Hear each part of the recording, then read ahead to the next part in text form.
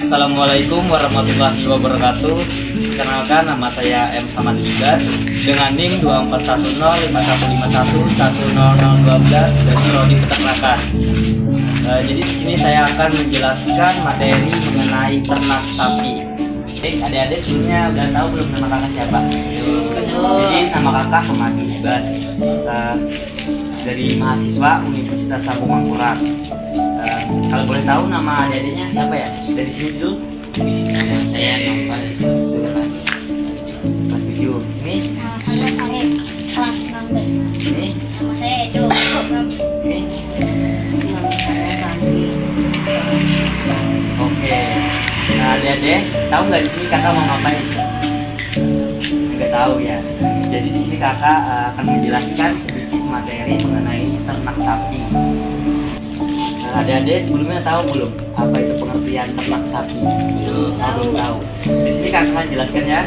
Jadi ternak sapi itu adalah kegiatan pemeliharaan dan membudidayakan sapi untuk mendapatkan manfaat ekonomi seperti daging, kulit, susu, tenaga, serta produk sampingan seperti pupuk organik. Sapi termasuk hewan ternak besar yang memiliki peran penting dalam sektor peternakan dan perekonomian di berbagai negara termasuk negara kita di Indonesia. Oke, adik-adik sebelumnya tahu belum apa itu jenis-jenis ternak sapi? Belum. Jadi jenis-jenis sapi itu ada beberapa macam. Itu sapi potong seperti limosin, semental, dan bali, dan sapi perah. Fungsi ternak sapi yaitu untuk menghasilkan daging, susu, pupuk, dan tenaga kerja. Ini udah paham belum pengertian ternak sapi? Udah. Apakah ada pertanyaan? Ya Kak, Oke. Kak, di mana tempat kandang sapi yang baik? Oke, pertanyaan bagus. Jadi untuk tempat kandang sapi yang baik itu pertama kita harus memilih lokasi tempatnya dulu. Jauh dari pemukiman, akses air mudah, dan ventilasinya itu baik. Jenis kandangnya itu ya seperti kandang individu atau kelompok. Individu itu kayak sapinya itu kita pisahkan cuma satu buat kandang satu. Terus kalau misalnya kelompok, kita tuh ternak kita yang banyak tergabung jadi satu.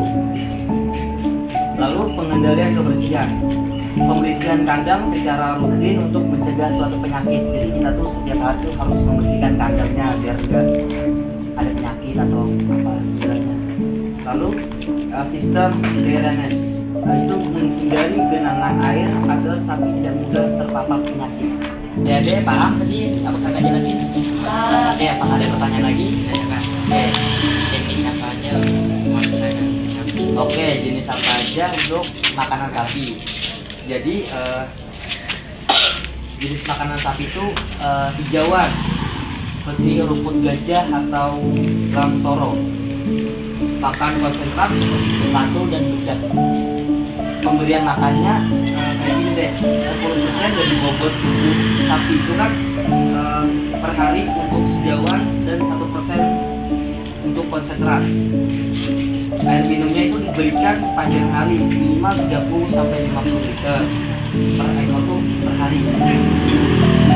Suplemennya itu seperti mineral dan vitamin untuk mendukung kesehatan. Oke, adik-adik paham? Oke, adik-adik, apakah ada pertanyaan lagi? Saya Pak, Ya. bagaimana cara mengatasi penyakit pada sapi? Oke, cara menangani penyakit pada sapi ya. Kayak kak ambil contoh penyakit seperti PMK. PMK ada yang tahu? Belum. Jadi PMK itu penyakit mulut dan kuku. Penyakit PMK ini itu penyakit menular yang menyerang hewan berkuku genap seperti sapi, kerbau, kambing, domba, dan babi. Jadi tindakan mencegahnya kita berikan vaksinasi, yaitu memberikan vaksin PMK secara rutin, terutama di daerah endemis. Pembatasan pergerakan hewan, jadi kita hindari membawa hewan dari tempat sini ke daerah yang berdampak tanpa pemeriksaan kesehatan. Lalu ada isolasi hewan, jadi kita tuh hewan yang baru yang kita datangkan itu harus dipisah dulu ke kandang yang kosong. Misalnya kan kita udah punya ternak banyak loh, nah tiba-tiba kan kita ada ternak baru nih, kita pisahkan dulu, jadi jangan langsung digabung. Oke, itu selama 14 hari ya. Lalu kedua, penanganan hewan yang terinfeksi. Jadi kita mengisolasi hewan yang sakit, pisahkan hewan terinfeksi dari yang sehat untuk mencegah penularan dari yang lebih lanjut. Pemberian obat, jadi kita berikan obat penurunan demam, antiinflamasi dan vitamin untuk memperkuat imunitas. Pengobatan luka, jadi kita bersihkan luka di mulut dan kuku, kan PMK itu kan mulut dan kuku kan, jadi kita bersihkan mulut dan kukunya dengan antiseptik seperti povidone iodine, itu obat untuk sapi ya. Lalu ketiga, kita mendesinfeksikan lingkungan, itu kita kayak membersihkan kandang dan peralatan dengan disinfektan seperti formalin atau larutan klorin. Membuang limbah ternak dan sisa makanan dengan benar agar tidak menjadi sumber infeksi. Jika ternaknya itu udah sakit parah, lebih baik kita hewan yang seperti itu kita langsung potong aja untuk mencegah penyebaran yang lebih luas. Oke adik-adik, sudah paham? Oke paham. Oke adik-adik, di sini kakak akan memberikan kesimpulan sedikit ya yang kakak jelasin tadi. Jadi peternak sapi itu memiliki potensi ekonomi tinggi dengan peluang besar, dengan peluang pasar yang luas gitu. Namun memerlukan manajemen baik dan mencegah penyakit agar sukses dan berkelanjutan. Oke, Dedek, sudah paham?